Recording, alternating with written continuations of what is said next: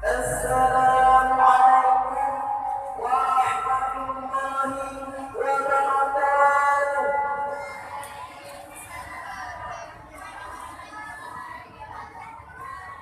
الحمد لله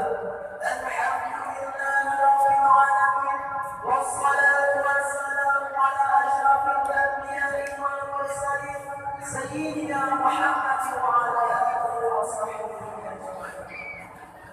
فقال الله تعالى في القرآن الكريم: أعوذ بالله من الشيطان الرجيم، بسم الله الرحمن الرحيم. قل هو الله أحد الله الصمد لم يلد ولم يولد ولم يكن له كفوا أحد. Sadaqallahul Azim. Pertama-tama, tiada langkah yang paling utama, marilah sama-sama kita semua memuji Allah Subhanahu wa Ta'ala, yang mana oleh Allah yang telah memberikan kepada kita beribu-ribu nikmat, di antaranya adalah nikmat Islam dan nikmat iman. Dan yang mana oleh Allah yang telah memberikan kepada kita semua sehat badan, waras pikiran, sehingga kita semua dapat berkumpul di dalam acara yang sangat berbahagia ini. Dan tak lupa pula, selawat diiringi salam, marilah sama-sama kita sanjung salihkan atas kepapan alam Nabi besar Muhammad sallallahu alaihi wasallam, yang mana oleh beliau yang telah membawa kita semua dari alam jahiliyah kepada alam Islamiyah. Dan para sahabat beliau sekalian yang seiring bahu seiring langkah untuk mempertegakkan kalimatul haq, yakni kalimat tauhid, la ilaha illallah Muhammadur Rasulullah. Penghormatan saya yang mulia kepada Abiyah Lampung Pala, Walid Arya beserta Abu Kijan pada Allahumma firlahu. Dan penghormatan kami yang mulia kepada ayah di Banda Aceh beserta keluarga, abadi beserta keluarga. Dan penghormatan kami kepada Dewan Juri yang akan menilai semua peserta yang kena pada hari ini. Dan penghormatan kami kepada semua guru-guru yang telah membimbing kami, yang telah mengajar kami, baik subuh, malam maupun siang. Dan yang teristimewa sekali kepada seluruh santriwan dan santriwati yang telah hadir di dalam acara yang sangat berbahagia ini. Tidak kami perpanjangkan lagi mukadimah, langsung saja kami masuki ke dalam acara pidato yang berjudul 3 dosa besar di sisi Allah Subhanahu wa Ta'ala. Ma'asyiral muslimin wal jumlatul mu'minin rahimahumullah. Suatu ketika ada sahabat Abdullah bertanya kepada Rasulullah sallallahu alaihi wasallam, "Wahai Rasulullah, apakah dosa terbesar itu?" Beliau menjawab, "Karena menjadikan bagi Allah itu sekutu, sedangkan Dia telah menciptakanmu." Lalu dia bertanya lagi, "Apa lagi?"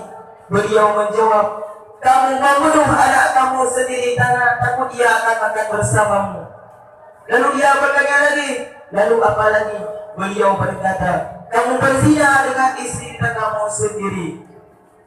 Dari dialog singkat itu, Allah Subhanahu wa Ta'ala menurunkan dalam pembenaran sabda Nabi itu. Allah berfirman, "Dan orang-orang tidak menyembah Tuhan melainkan Allah, dan tidak membunuh jiwa yang diharamkan kecuali dengan alasan yang benar, dan tidak melakukan perzinahan. Barang siapa yang melakukan perbuatan itu, niscaya dia akan mendapat pembalasan dari dosanya itu, yakni akan dilipat gandakan azab untuk kita pada hari kiamat kelak, dan dia akan kekal dalam azab itu dan dalam keadaan terhina." Dalam surat Al-Furqan ayat 68 sampai 69, hadis riwayat Bukhari. Dari kisah itu ada 3 dosa besar yang menyebabkan seseorang mendapat azab. Azab adalah mungkin neraka jahanam. Sedangkan menurut hadis Abu Umamah Al-Bahili, azab dan ghad adalah 2 sumur di neraka jahanam. Sungguh 3 dosa besar yang sangat mengerikan, efek dan akibatnya pada hari kiamat kelak. Ma'asyiral muslimin wal jumratul mu'minin rahimakumullah. Dosa yang pertama adalah menyekutukan Allah Subhanahu wa taala. Menyekutukan Allah Subhanahu wa taala, memposisikan Allah sama dengan zat yang lain. Saat seorang menganggap pohon besar itu lebih berhak diikuti daripada Allah Subhanahu wa taala, maka jelas ia adalah syirik. Dan saat seorang menganggap harta lebih menyelamatkan daripada Allah Subhanahu wa taala, maka jelas ia adalah menyekutukan Allah Subhanahu wa taala. Dan saat seorang berkata, aku taat kepada Allah dan aku taat kepada si fulan, maka jelas ia adalah menyamakan Allah sama dengan zat yang lain. Itulah namanya syirik. Dosa yang kedua adalah membunuh jiwa yang tidak berdosa. Perbuatan yang paling kejam adalah membunuh anaknya sendiri. Meskipun membunuh tidak berdosa juga tergolong kejam. Kedua-duanya adalah bentuk pembunuhan anak. Pembunuhan disebabkan oleh dua motif, yakni pembunuh ia takut menjadi miskin atau pembunuh takut ia anaknya yang menjadi miskin. Kedua motif itu telah diabadikan Allah Subhanahu wa taala dalam surat Al-An'am ayat 151 dan dalam surat Al-Isra ayat 31 yang akan dilantunkan oleh sang kari-kari. A'udzu billahi minasy syaithanir rajim. Bismillahirrahmanirrahim. Wala taqtulu awladakum min imlaqin nahnu narzuqukum wa iyyahum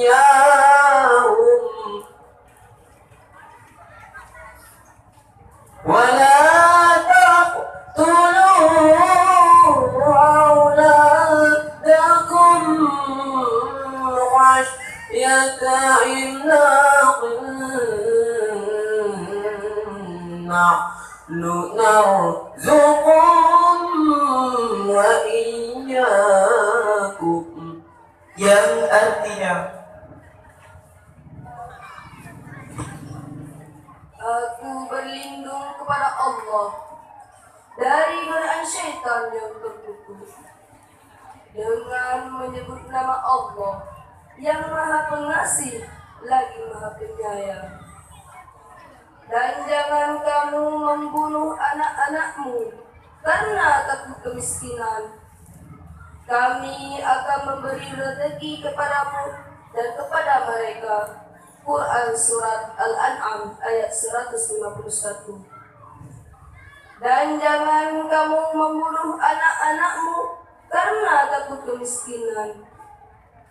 Kamilah yang akan memberi rezeki kepada mereka dan kepadamu. Quran Surat Al-Isra ayat 31. Ma'asyiral muslimin wal jumratul mu'minin rahimakumullah.